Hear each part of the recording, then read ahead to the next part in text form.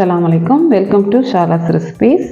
இன்றைக்கி நம்ம என்ன ரெசிபி பார்க்க போகிறோம்னா, மைதா இல்லாமல் எக் இல்லாமல் ஸ்ட்ரென்த்தான சத்து மாவு ப்ரௌனி தாங்க பண்ண போகிறோம். வாங்க எப்படி செய்யலாம்னு பார்க்கலாம். 8 இன்ச் பேன் எடுத்து அதில் பார்ச்மெண்ட் பேப்பர் லைன் பண்ணிக்கலாம். மேலே கொஞ்சமாக ஆயில் அப்ளை பண்ணிக்கோங்க. பண்ணிவிட்டு இது ஓரமாக வச்சிடலாம். இப்போ ஒரு பவுலில் 3/4 கப் சத்து மாவு, 1/4 cup cocoa powder, 1 teaspoon baking powder, 1/8 teaspoon salt போட்டு சலிச்சுக்கலாம். சலிச்சுட்டு இதை ஒரு ஸ்பேச்சுலர் வச்சு மிக்ஸ் பண்ணிக்கோங்க. இப்போ நமக்கு ட்ரை இன்க்ரீடியன்ட்ஸ் ரெடி ஆயிடுச்சு. இது ஒரு ஓரமாக வச்சிடலாம். ஒரு சாஸ் பேனில் கொதி தண்ணி வச்சுக்கலாம். அதுக்கு மேலே ஒரு பவுல் வச்சுக்கோங்க. இப்போ நான் டபுள் பாயில் பண்ண போகிறேன். இது 100 gram butter, 1/2 cup dark chocolate ரெண்டையும் சேர்த்து நல்லா மெல்ட் ஆகிற வரை மிக்ஸ் பண்ணிக்கோங்க. இப்போ நமக்கு சாக்லேட் நல்லா கரைஞ்சிருச்சு. இப்போ எடுத்துடலாம். இதில் 1/2 கப் ப்ரௌன் சுகர் சேர்த்துக்கிறேன். நான் நீங்கள் ஒயிட் சுகர் கூட சேர்த்துக்கலாம். சத்து மாவில் ஆல்ரெடி இனிப்பு இருக்கும், அதனால் 1/2 கப் சேர்த்தா போதும். இப்போ நம்மளுடைய ட்ரை இன்க்ரீடியன்ட்ஸ் மிக்ஸ் பண்ணி வச்சதை சேர்த்துடலாம். சேர்த்து நல்லா மிக்ஸ் பண்ணிக்கோங்க. ப்ரௌனியை பொறுத்த வரைக்கும் நம்ம எப்படி வேணாலும் மிக்ஸ் பண்ணிக்கலாம். இதில் 1/2 கப் தயிர், புளிக்காத தயிர் சேர்த்துக்கோங்க.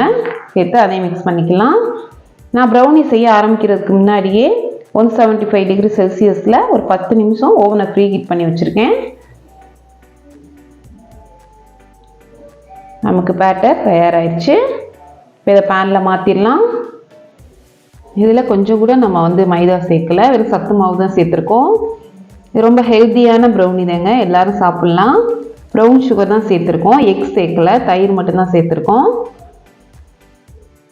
இதே மாதிரி எல்லா இடத்தையும் சரிசமமாக்கிக்குங்க.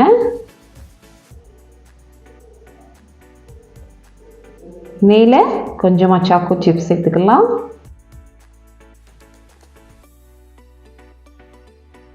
த்ரீ டைம் டேப் பண்ணிவிட்டு ஓவனில் வச்சிடலாம்.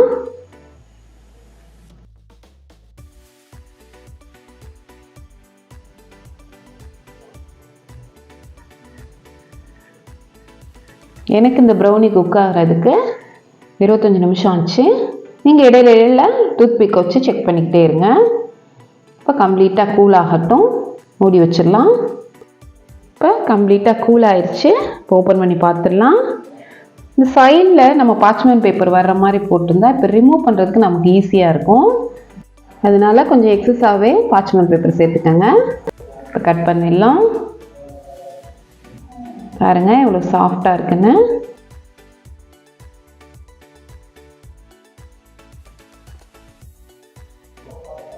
மேலே ஹார்டாகவும் உள்ள சூயாகவும் இருக்கும் ப்ரௌனியை பொறுத்த வரைக்கும்.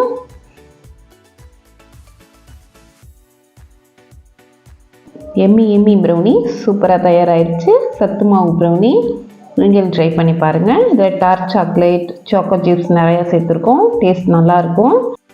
தேங்க்ஸ் ஃபார் வாட்சிங். பாய்.